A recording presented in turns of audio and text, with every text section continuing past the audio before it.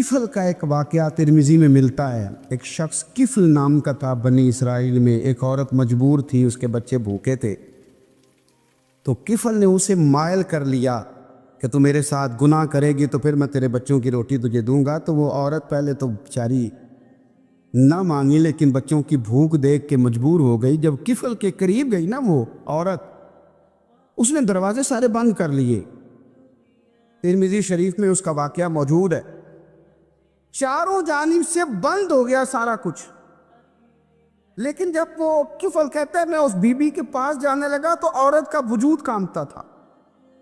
جس بندے کو گناہ کی طرف جاتے اس کی طبیعت میں ہیجان پیدا ہو، تو معنی یہ ہے کہ ابھی ذہن پورا غلیظ نہیں ہوا، ابھی طبیعت پوری گندی نہیں ہوئی، ابھی ایمان کی بہت ساری قسمیں موجود ہیں، عورت کا وجود کانپتا ہے۔ تو کفل کہتے ہیں کہ میں نے اسے کہا کہ سارے دروازے بند ہیں، ڈرتی کیوں ہے؟ تو کہنے لگی ڈرتی اس لیے ہوں کہ سارے دروازے بند نہیں ہوتے، ایک دروازہ کھلا ہے اور وہ دروازہ رب قدیر کا دروازہ ہے، اسے کیسے بند کیا جا سکتا ہے؟ تو کہتے ہیں جب اس نے یہ لفظ کہے تو مجھ پر بھی بات کا اثر ہوا، مجھ پر۔ تو میں نے کہا کہ اگر تو عورت ہو کہ رب سے اتنا ڈرتی ہے تو مجھے تو اس نے مرد بنایا ہے، تو مرد تو ہوتا ہی وہ ہے جو اپنے آپ پر کنٹرول کر سکے۔ تو اب نہ معاملہ آگے جائے گا، اب یہاں بات رکے گی نہیں، جا میں تجھے آزاد کرتا ہوں۔ عورت گئی، اس نے توبہ کی، کفل لی، اور رات رو کے کہنے لگا مالک آج میں نے توبہ کی ہے تو میرے اوپر مہربانی کرنا، میری توبہ ٹوٹنے نہ پائے۔ رات اس نے توبہ کی، رات ہی انتقال ہو گیا۔ لوگوں کو پتا تھا بڑا بے حیا ہے، بد کردار ہے، گناہ گار ہے، شاید لوگ اس کا چہرہ دیکھنے بھی نہ جاتے، پر مالک کریم ہے نا۔ حضور فرماتے ہیں سویرے اس کے دروازے پہ لکھ دیا اللہ نے، لوگوں رب نے کفل کے سارے گناہ معاف کر دیے ہیں، اس کے دروازے پہ لکھ دیا گیا۔ جب آپ اپنی حفاظت کرنا چاہتے ہیں تو اللہ پھر اسباب بھی پیدا کر دیتا ہے، اپنی شرمگاہ کی، اپنی نظر کی آپ خوب حفاظت کریں۔ اور میں آپ کو ایک بات عرض کروں کہ نبی پاک نے فرمایا گناہگار مومن بھی جب دعا کے لیے ہاتھ اٹھاتا ہے تو اللہ فرماتا ہے فرشتوں اسے خالی نہ لوٹانا، مجھے شرم آتی ہے اسے خالی، پر تو اٹھاتا ہی نہیں، تو اسے مناتا ہی نہیں، تو کبھی لپٹا ہی نہیں، تو نے کبھی کہا ہی نہیں کہ یا اللہ آ میں تجھے لے جاؤں۔ حضرت سعد بن ابی وقاص کے پاس قادسیہ کی جنگ ہو رہی تھی، کافر بلا رہا تھا آؤ اگر کوئی ہے تو آؤ آؤ مقابلے میں۔ حضرت سعد بن ابی وقاص نے گھوڑے دوڑا دیے، دشت تو دشت ہیں صحرا بھی نہ چھوڑے ہم نے، بحر ظلمات میں دوڑا دیے گھوڑے ہم نے۔ حضرت سعد بن ابی وقاص نے گھوڑے دوڑائے، آگے دریا آ گیا، کوئی پل نہیں، کوئی شے نہیں، اسلام کی عزت کا سوال ہے۔ حضرت سعد بن ابی وقاص نے ہاتھ اٹھائے اور کہا اے اللہ اگر تو موسیٰ کی نافرمان قوم کو رستہ دے سکتا ہے تو ہمارے دلوں کو جانتا ہے، ہم تو اپنے رسول کے فرما بردار غلام ہیں، آنا مہربانی کر کی اگر تو نے دل مسلم کی دل جوئی نہیں تو ہمیں تانا دیں گے بت کے مسلم کا خدا کوئی نہیں۔ کہا اے اللہ مہربانی فرما، اگر تو حضرت وَإِذْ فَرَقْنَا بِكُمُ الْبَحْرَ فَأَنْجَيْنَاكُمْ وَأَغْرَقْنَا آلَ فِرْعَوْنَ، اگر تو حضرت موسیٰ کی قوم کے لیے دریا پھاڑ سکتا ہے تو ہم تو نبی پاک کے غلام ہیں۔ صحابہ کہتے ہیں جناب سعد نے دعا مانگی تو دریا نے رستہ عطا فرما دیا۔ یار تو دعا بھی نہیں مانگتا؟ حضور نے فرمایا دعا صلاح المومن، دعا مومن کا ہتھیار ہے، تو نے یہ بھی چھوڑ دیا ہے۔ اب تو باتیں کر کے، تبصرے کر کے، ٹی وی دیکھ کے، اپنی رائے قائم کر کے، کومنٹس کر کے سو جاتا ہے، یہ بھی سوتا خشک ہو گیا، تو دعا تک نہیں مانگتا۔ فرماتے ہیں دعا مانگی تو دریا نے رستہ دیا، اور جب اس کنارے نکلے تو حضرت سعد کہنے لگے کسی کی کوئی شے تو نہیں رہ گئی دریا میں، کوئی چیز تو نہیں رہ گئی؟ ایک صحابی کہنے لگے پیالہ رہ گیا ہے۔ تو حضرت سعد فرمانے لگے او دریا ہمارا پیالہ واپس نہیں کر دیتا؟ تو کہتے ہیں کہ لہر آئی تو پیالہ بھی باہر پھینک گئی. او بھائی ہم اسی رسول کا کلمہ پڑھتے ہیں جن کا حضرت سعد بن ابی وقاص نے کلمہ پڑھا تھا. اور کسی جگہ میرے نبی پاک نے نہیں فرمایا اللہ صحابی کی سنے گا بعد میں آنے والوں کی نہیں سنے گا, کسی جگہ نہیں کہا. پر تو کشکولے دعا بھی نہیں اٹھاتا, مصیبت میں بھی اب یاد خدا ہم کو نہیں آتی, دعا منہ سے نہ نکلی جیبوں سے عرضیاں نکلی, تو یہ کام بھی نہیں کرتا. میرا دل کرتا تھا چلو اور کچھ نہ ہو مسجدوں میں اجتماعی دعا ہی ہو جائے, پر اس طرف بھی توجہ نہیں. وہاں بھی کہتے ہیں مولوی صاحب جلدی کرو گھر جانا ہے, اتنی لمبی دعا, اور کمنٹس کر رہے ہیں لوگ کہتے ہیں آپ اپنے گھر کی سوچیں. میرے بھائی دعا, صلاح الدین ایوبی فلسطین کی جنگ لڑ رہے تھے, خبر آئی کہ عیسائیوں کا ایک بحری بیڑا بحری جہاز اسلحہ لے کے آ رہا ہے, نیزے ہیں تلواریں ہیں تیر ہیں. صلاح الدین ایک بزرگ تھے, ان سے ملے تو کہنے لگے بابا جی آپ بھی دعا کرو. میں بھی دعا کرتا ہوں, مسلمانوں کے پاس پہلے اسلحہ نہیں, عیسائیوں نے اور منگا لیا ہے, کہیں ایسا نہ ہو مسلمانوں کے خلاف اتنا اسلحہ استعمال ہو. یہ بات کہی, بابا جی کو دعا کا کہا, خود مسجد اقصیٰ میں ساری رات روتے رہے. صلاح الدین ساری رات, ہمارا حکمران جسے ربنا آتنا فی الدنیا پوری نہیں پڑھنی آتی, اور اب تو ایسے پیر آ گئے ہیں میدان میں جو سورہ فاتحہ سیدھی نہیں سنا سکتے الا ماشاءاللہ.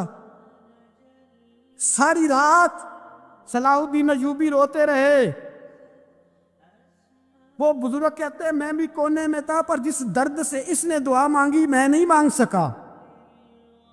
سویرے خبر آئی کہ دشمن کا وہ بحری بیڑا جو اسلحہ لے کے آ رہا تھا دریا میں غرق ہو گیا ہے.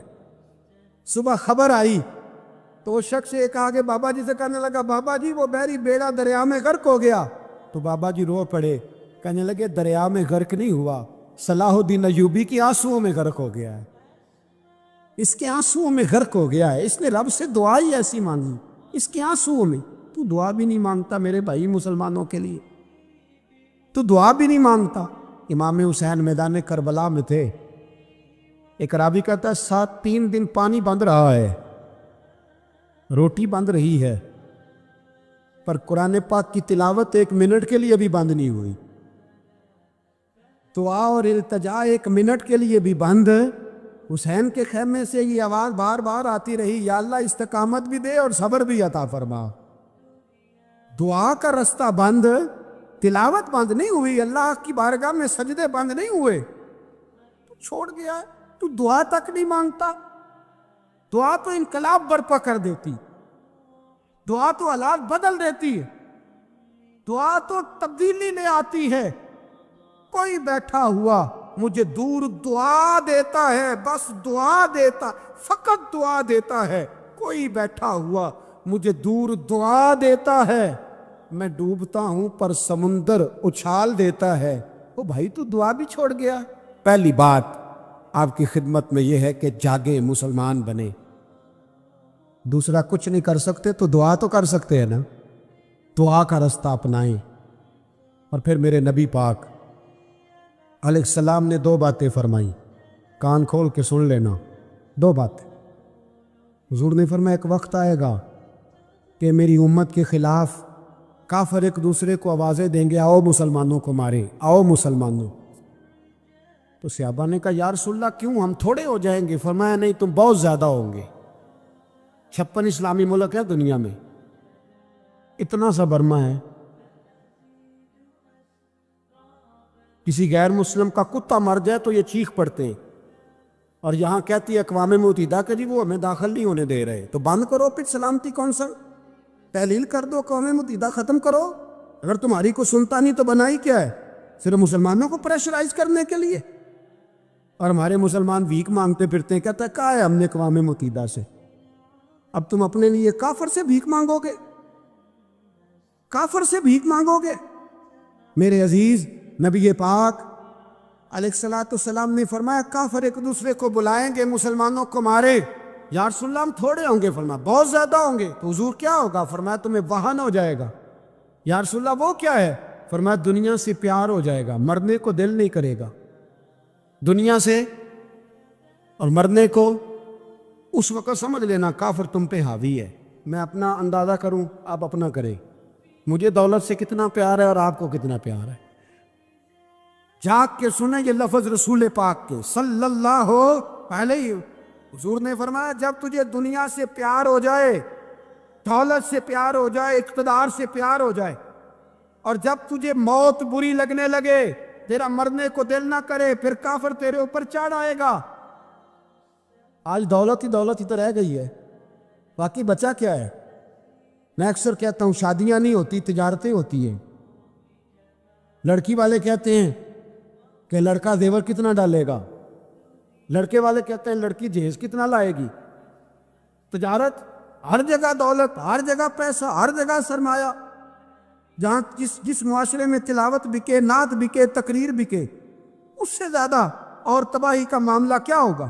میرے عزیز، میرے رسول پاک علیہ الصلوۃ والسلام کے صحابہ کے قریب دنیا داری آ سکی؟ نہیں آئی۔ حضرت ابو بکر صدیق نے پانی مانگا تو لوگوں نے دودھ دیا، فرمایا پیچھے کرو۔ ابو بکر نے نعمتیں چھوڑ دیے۔ اب ابو بکر وہ والا کام کرتا ہے جو رسول پاک نے کیا ہے، فرمایا نہ دودھ شاید پیش نہ کرو، جو مانگتا ہوں بس وہ دو۔ حضرت ابو بکر صدیق نے بڑے مالدار تھے۔ حضرت عمر فاروق رضی اللہ تعالیٰ عنہ کے پاس صحابہ کرام جمع ہو کے آئے، کون سا ایسا شخص ہے جس کی تنخواہ میں اضافہ ہو جائے؟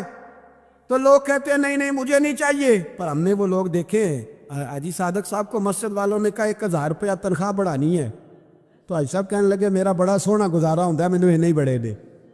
حضرت سیدنا عمر فاروق رضی اللہ تو صحابہ اکٹھے ہو کے گئے، کہنے لگے عمر حضور کے زمانے میں بظاہر غربت رہی، جناب صدیق اکبر کے زمانے میں غربت، اب تو بڑی ریل پیل ہے، بحرین سے لاکھوں کا مال آتا ہے، آپ کو بڑے بڑے سفیر ملنے آتے ہیں، پر آپ وہی پرانا کرتا اور وہی تامت جو کئی جگہ سے سی آپ نے کئی جگہ سے پھٹی۔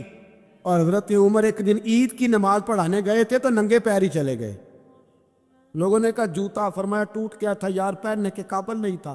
فرمایا ننگے پیر آ گئے ہو، لوگ کیا کہیں گے؟ فرمایا چھوڑو، عمر کے پاؤں ننگے ہیں لیکن عمر کے کردار میں تو کوئی شک نہیں نا، پیر ہی ننگے ہیں نا، کیا ہوا؟ چھوڑو اس بات، کوئی پیار نہیں دنیا داری سے، دولت سے، کوئی چکر ہی نہیں۔ حضرت سیدنا عمر فاروق رضی اللہ تعالیٰ عنہ کو صحابہ نے اکٹھے ہو کے کہا، یہ ہے امت کے بیدار ہونے کے طریقے جو عرض کر رہا ہوں۔ کہا جناب آپ اب بڑا مال غنیمت ہے، اور جس طرح ہر صحابی کا حصہ ہے آپ کا بھی حصہ ہے، تو ایک نیا کرتا ہی ڈال لیں آپ خرید کے۔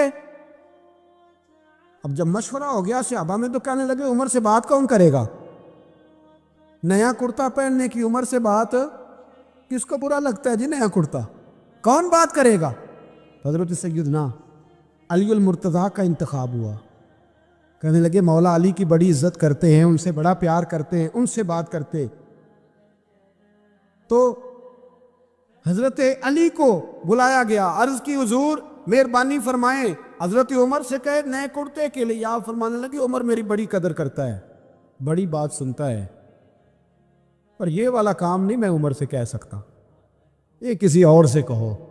تو کہنے لگے آپ رہنمائی کر دے، کس کو کہیں؟ تو جناب علی المرتضیٰ فرمانے لگے اگر حضرت عائشہ صدیقہ سے کہو گے تو عمر فوراً مان جائے گا، وہ مومنوں کی ماں ہیں۔ صحابہ حضرت عائشہ کے پاس، اماں جی عمر کو بلائیں، ان کو کہیں بڑے بڑے سفیر آئے ہوتے ہیں، وہی پرانے کپڑے پہن کے بیٹھ جاتے۔ اللہ اکبر۔ حضرت عائشہ نے پیغام بھیجا، فرمایا عمر کو بلاؤ۔ عمر فاروق دوڑے ہوئے آئے، پردے کے پیچھے حضرت عائشہ کے پاس گھٹنوں کے بل، اماں جی دیر تو نہیں کر آیا میں آنے میں؟ حکم ہو، حضور کے گھر سے پیغام آیا، بڑے بڑے سفیروں کو چھوڑ کے بھاگے۔ حضرت عائشہ صدیقہ کہنے لگی عمر دیکھو جائز پیسے ہوں تو اسلام اچھے لباس سے منع نہیں کرتا، اب بڑا بڑا مال آیا ہے، اب تیرا بھی حصہ ہے، تو صحابہ کرام کی خواہش ہے کہ نیا کرتا پہن لو، بڑے بڑے سفیر آتے ہیں، حرج بھی کوئی نہیں، جائز بھی ہے، کوئی منع نہیں۔ حضرت عمر نے گردن جھکا، جی اماں جی، جی اماں جی، جی اماں جی۔ حضرت عائشہ کہتی ہیں بات ختم ہوئی، عمر نے گردن اٹھائی تو عمر کی داڑھی آنسوؤں سے بھری ہوئی، کہتی ہے مجھے کہنے لگے अम्मा जी मैं तो सिर्फ मस्जिद में देखा करता था, आप तो मुस्तफ़ा को दिन रात देखती थी। जिस तरह के कुर्ते आमना के लाल ने पहने या मुझे भी पहना दो, मैं तैयार हूँ, मैं पहन लूँगा, मैं तैयार हूँ, पर जिस तरह के मेरे नबी ने पहने। हज़रत आयशा कहती है मैं फूट के रोई, मेरा पल्लू आंसुओं से भर गया। फरमाती हैं मैं उमर की बात सुनती गई तो मेरा पल्लू आंसुओं से, मैंने कहा उमर तू जा, तू ठीक है। फरमाती है उमर फारूक सलाम करके उठे, अमीरुल मोमिनीन चले गए, इस कोने में सहाबा छुपे हुए थे, वो आए, कहा अम्मा जी क्या बात हुई? तो मैं फिर रो पड़ी। मैंने कहा क्या बताऊं, तुम्हें पुराने कुर्ते नज़र आते हैं, उसे मोहम्मद अरबी के जलवे नज़र आते हैं, उसे रसूलुल्लाह का रंग नज़र आता है, उसे वो गुलामी नज़र आती है। उमर को दुनिया से प्यार, और दुनिया से प्यार नहीं था, दुआ पता क्या थी? यूं झोली उठा के अल्लाह मरजुकना शहादतन फी सबीलिक वजहल मौत फी बलद हबीबिक। अल्लाह उमर को बिस्तरे वाली मौत ना देना, मौत शहादत की देना, और मैं मैदान में जाके नहीं मरना चाहता, मुझे रसूलुल्लाह के शहर में मौत चाहिए, बाहर जाके नहीं, यही मैदान लगे मदीने में, यही मौत आए, असबाब बना, मैं मदीना भी नहीं छोड़ना चाहता। ओ भाई इन लोगों को नहीं प्यार था। जनाब सिद्दीक अकबर का विसाल हुआ तो जहर के असर से, वो जो आपको जहर लगा था, बाद मुफस्सिरीन ने लिखा है कभी कभी वो जो सांप ने डसा था तो कभी कभी उसका असर आता था, बस अल्लाह ने शहादत देनी थी कभी कभी, वरना तो बड़ी शिफाएं थी। हज़रत उमर शहीद, हज़रत उस्मान, जनाब अली, इमाम हसन, इमाम हुसैन, अली अकबर, अली असगर, हज़रत अब्बास, हज़रत साद बिन माज, हज़रत अमीर हमज़ा, मुसअब इब्न उमैर। मेरे महबूब ने तो लिस्ट बनाई शहीदों की, लिस्ट बनाई शहीदों की।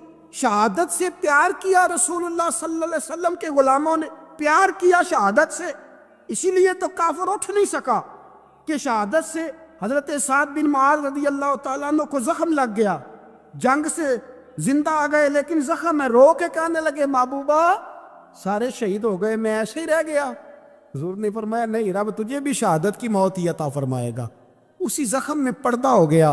मेरे भाई हज़रत अमर बिन जमू रज़ी अल्लाह तआला अन्हु 4 बेटे लेके ओहद के मैदान में आए, कहा महबूबा मेरे 4 ही थे, मैं सारे ले आया हूँ, सारे ही कबूल है?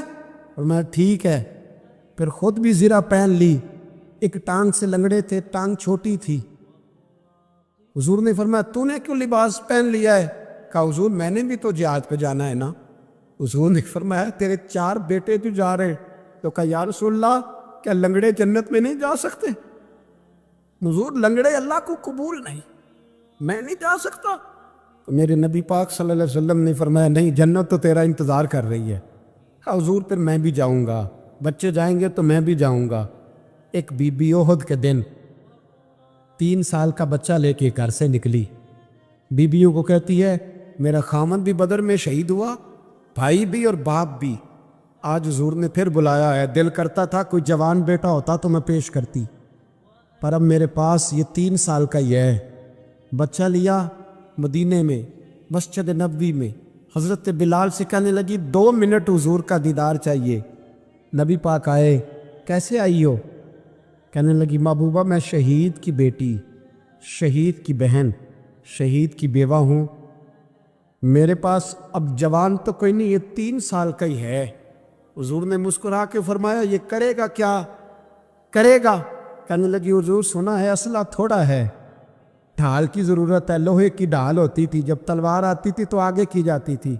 कहा महबूबा मेरा शहीद की अम्मा बनने को बड़ा दिल करता है, ये मेरा 3 साल का ले जाओ, जब तीर आपकी तरफ आया तो मेरा बेटा आगे कर देना, ये ढाल का काम तो देगा ना। हंसते हुए महबूब की आंखों में आंसू आए, बच्चे को पकड़ के सीने से लगाया, माथा चूमा, फरमाया जा तेरे साथ वादा है, क़यामत के दिन तुझे शहीद की अम्मा कह के ही पुकारा जाएगा, वादा है तेरे साथ तुझे शहीद की। मेरे भाई मरने को दिल ही नहीं मुसलमान। मेरे नबी पाक सल्लल्लाहु अलैहि वसल्लम ने फरमाया जिसके दिल में कभी शहादत की आरजू पैदा नहीं हुई, उसके सीने में धड़कने वाला दिल मोमिन का है ही नहीं, वो तो मुनाफिक है। جو کبھی دین کے رستے میں شہید ہونے کو، میرے بھائیوں دین کو بڑی ضرورت ہے، بڑی ضرورت، بڑی۔ اے خاصہ خاصان رسول، وقت دعا ہے امت پہ تیری آ کے عجب وقت پڑا ہے۔ وہ دین جو بڑی شان سے نکلا تھا وطن سے، پردیس میں وہ آج غریب الغربا ہے۔ فریاد ہے اے کشتی امت کے نگہباں، بیڑا یہ تباہی کے قریب آن لگا ہے۔ اور ایک شاعر قلم توڑ گیا، کہنے لگا تجھ سے فریاد ہے اے گنبد خضرا والے، تجھ سے فریاد ہے اے گنبد خضرا والے، کعبے والوں کو ستاتے ہیں کلیسا والے۔ تجھ سے فریاد ہے اے گنبد خضرا، اپنے اندر دین کا درد پیدا کرو، ذوق پیدا کرو، مسلمان بن کے جینا سیکھو۔ جب کوئی برادری پوچھے تو کہو میں محمدی ہوتا ہوں، میں مصطفی ہوتا ہوں، میں رسول اللہ کا غلام ہوتا ہوں، میں پہلے مسلمان ہوں، باقی کچھ بعد میں ہوں۔ خدا را اپنے گھر میں پردہ کراؤ، خدا را رزق حلال کھاؤ۔ اگر پردے نہ ہو، رزق حلال نہ ہو تو جذبہ جہاد پیدا نہیں ہوتا۔ خدا را اپنے اندر انقلاب برپا کرو، دین کے لیے جینا سیکھو۔ دین بڑا تڑپتا ہے، دین بڑا روتا ہے۔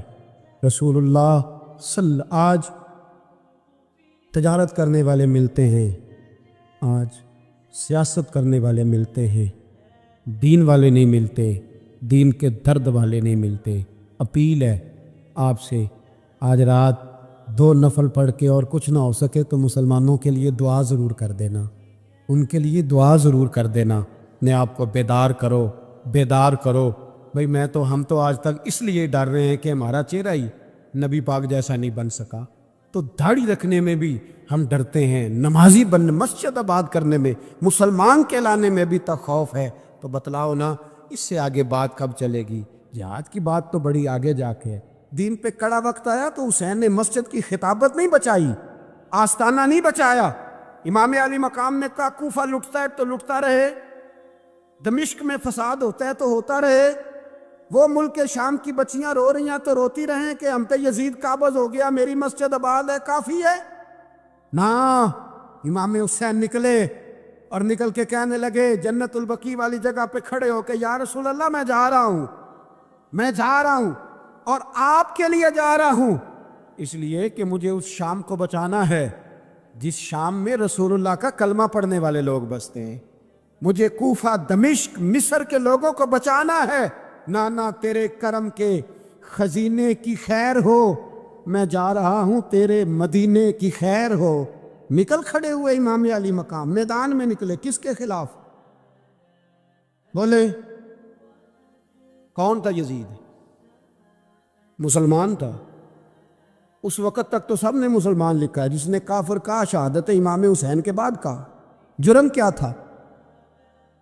میری گردن جھک جاتی ہے جب میں یہ بات کرتا ہوں، ایمانداری سے کہہ رہا ہوں، جوش خطابت نہیں، میری گردن جھکتی ہے جب میں یہ لفظ ادا کرتا ہوں۔ امام علی مقام اس شخص کے خلاف نکلے، سارے خطبے امام حسین کے پڑھ کے دیکھو۔ امام حسین نے فرمایا یزید شرابی ہے، شرابی مسلمانوں کا حکمران ہو سکتا؟ آپ نہ بولیں بے شک، پر بات تو سچی ہے نا۔ امام حسین نے فرمایا شرابی کو ووٹ دیا جا سکتا؟ فرمایا رنڈیوں کا ناچ دیکھتا ہے جو مجرے دیکھے، جو رنڈیوں کے ناچ دیکھے وہ مسلمانوں کا حکمران ہو سکتا؟ امام حسین میدان میں نکلے اور 18 سال کے علی اکبر سے لے کر 6 مہینے کا علی اصغر دے دیا، لیکن شرابی کو برداشت، بے حیا کو برداشت تو میں کیسے کرتے؟ دوستی قاتل سے بھی، مقتول سے یارانہ بھی، اپنی جیب سے فلک سے چھپوا کے ظالموں، جابروں، بدماشوں کو ووٹ دیتے ہو۔ امام حسین کو تیری دیگ کی ضرورت ہے جو تو 10 محرم پہ پکاتا ہے، چاولوں کی ضرورت ہے جو تو نے 9 محرم کو پکائے، ان کو اس بریانی کی عادت تھی جو تو نے پکائی ہے۔ میرے گھر میں فلاں MNA MPA صاحب آ گئے تھے، امام حسین کے گھر کے اندر یزید نے پیغام بھیجا، اس نے کہا جیسے کہو گے کر لوں گا، جتنے پیسے کہو گے دے دوں گا، جتنی مسجدیں کہو گے بنوا دوں گا، جتنے ادارے کہو گے تعمیر ہو جائے، مجھے نہ چھیڑو۔ آپ نے فرمایا نا، مسجد مدرسے اس وقت آباد رہتے ہیں جب حکمران صحیح ہوتے ہیں، اور جب حکومتیں غلط ہوتی ہیں تو پھر مساجد آباد، پھر مدارس کی آباد کاری ہو ہی نہیں سکتی۔ میں دین میں نیا رکھنا کھول دوں؟ امام علی مقام کھڑے ہوئے، پر میں کیا کروں؟ حکومت کا کیا کروں؟ حکومت سے کیا کہوں؟ اگر میری ملت کے اپنے جوان کے موبائل میں رنڈیوں کا ناچ ہو تو 10 محرم کو تو امام حسین کربلا میں تڑپ جاتے ہوں گے۔ اگر 9-10 محرم کو جو نکلا امام علی مقام کی بات کرنے کے لیے، وہ نوجوان اگر سگریٹ کا، شراب کا، بدماشی کا عادی ہو تو حضرت علی اصغر کہیں گے نا میری قربانی کا کیا بنا؟ وہ تو نکلے تھے عریانی اور فحاشی کے خلاف۔ اور اگر ملت کا جوان روز چوک میں کھڑے ہو کے لڑکیوں کو تاڑتا ہو تو حضرت علی اکبر تو اپنی قبر میں روتے ہوں گے کہ یہ اس قوم کے لیے جان دے دی جو آج جزیدی طریقوں پہ عمل کر رہی ہے، جو ساری رات گند دیکھ کے سوتی ہے، جو ساری رات بے حیائی، فحاشی اور عریانی میں لگی رہتی ہے، ان لوگوں کے لیے جان دے دی۔ اتنا ظلم ان شہیدوں کے ساتھ، اور 10 محرم کو دیگ پکا کے کہتا ہے میں امام حسین کا ماننے والا ہوں، میں امام علی مقام سے پیار کرنے والا ہوں۔ نہ بھائی، نہ دو رنگی چھوڑ کے یک رنگ ہو جا، سراسر موم ہو جا یا سنگ ہو جا۔ امت مسلمہ کو بیدار ہونا پڑے گا۔ امام علی مقام میدان میں نکلے، ڈٹ کے نکلے، اور امام نے فرمایا میدان میں نکل کر کہ میرا وطن مدینہ ہے، میرا وطن مدینہ ہے، پر مدینہ بعد میں، رسول اللہ کا دین پہلے۔ تو پاکستان کی بات کرتا ہے؟ امام علی مقام نے فرمایا مدینے کی شریعت بعد میں، رسول اللہ کا دین پہلے، اور تیرے تو بچے عام سے ہیں۔ امام حسین نے فرمایا میری گود میں جو بچے ہیں وہ رسول اللہ کے نواسے ہیں، پر بچے بعد میں، نبی پاک کا دین پہلے۔ آپ نے فرمایا تیری بیٹی بڑی باوقار ہوگی، اس کی بڑی عزت ہے، تو کہتا ہے بیٹی کی وجہ سے بلیک میل ہو گیا، لیکن جو شان خدا نے حسین کی بیٹی کو عطا فرمائی، جن بچیوں کا سر کا بال ننگا ہو جائے، سر کا بال ننگا ہو جائے، تو امام شورانی فرمایا کرتے تھے اگر مدینے میں کسی سید زادی کے سر کا بال ننگا ہوتا تھا تو سورج اپنا منہ چھپا لیا کرتا، سورج چھپ جاتا تھا بادلوں کی اوٹ میں، اور مدینے والے سمجھ لیتے تھے کہ گھر میں کام کرتے کرتے کسی سید زادی کے سر کا کوئی بال ننگا ہو گیا۔ ان شہزادیوں کا اتنا وقار، اور امام علی مقام نے فرمایا بیٹیوں کی فکر بعد میں، رسول اللہ کا دین پہلے، رسول اللہ کا دین۔ قوم مذہب سے ہے، مذہب جو نہیں تم بھی نہیں۔ یاد رکھ میرے بھائی، امام علی مقام رضی اللہ تعالیٰ عنہ نے میدان میں نکل کر پہلے مذہب کی بات کی، اور آج دین نبی دا وانگ یتیمہ رووے تے کرلاوے تے آکھے میں کتھوں لبا عمر بہادر، میں کتھوں لبا عمر بہادر جڑا مینوں سینے لاوے۔ معصوم بچے، معصوم، آج تک کدھر ہے تمہارا اقوام متحدہ؟ بلاؤ نا اسے۔ بھیک مانگتے پھرتے ہو، کافروں سے بھیک مانگتے ہو۔ بچہ شام کو گھر نہ آئے تو ماں دروازے پہ نظر لگا کہتی بیٹے ٹائم پہ آ جایا کر، مجھے نیند نہیں آتی، وقت پہ۔ برما کی اس ماں سے بھی جا کے پوچھو جس کا بچہ پلٹ کے آئے کوئی نہیں، آیا ہی نہیں، اس سے بھی پوچھو۔ بچے نے آدھی رات کو روٹی مانگ لی تو فالج زدہ ماں، اس کو فالج تھا، وہ رینگتی ہوئی اٹھی اور اس نے اپنے لال کو روٹی پکا کے دی۔ باپ کہتا رہا چل چھوڑ، سو جا بیٹے تیری اماں۔ اس نے کہا نہیں مجھے نیند نہیں آتی، بیٹا بھوکا ہے۔ اس ماں سے بھی کبھی پوچھ، اس ماں سے جو بنگلہ دیش کے خیمے میں بیٹھی ہے، تو BBC لندن کا رپورٹر کہتا ہے کہ تیری خواہش کیا ہے؟ کہتی کوئی بھی نہیں، چلو 2 دن کے بعد ہی صحیح میرے بیٹے کو ایک روٹی دے جایا کرو، اے روٹی مانگتا ہے مجھ سے، میں کدھر سے لاؤں؟ یہ لوارث قوم ہے۔ میں حکمران سے جا کے بات کروں جب میرا اپنا نمازی مسلمان کہتا ہے پہلے پاکستان کے بچے تو پال لو؟ میرے بھائی تجھے خبر ہی نہیں، یہ تو جانا تو کبھی گنبد خضرا پہ، تو میرے مصطفیٰ نے فرمایا من ازا مسلم فقد ازانی، فرمایا جب میرا مسلمان تکلیف میں ہوتا ہے تو میں گنبد میں تکلیف میں ہوتا ہوں، مجھے درد ہوتا ہے، مجھے اذیت ہوتی ہے۔ پوچھ جا کے محبوب پاک سے۔ میرے عزیز، کسی کو غم ہی نہیں ان لوگوں کا، کسی کو پرواہ ہی نہیں، کچھ سوچتا ہی نہیں ان کے بارے میں۔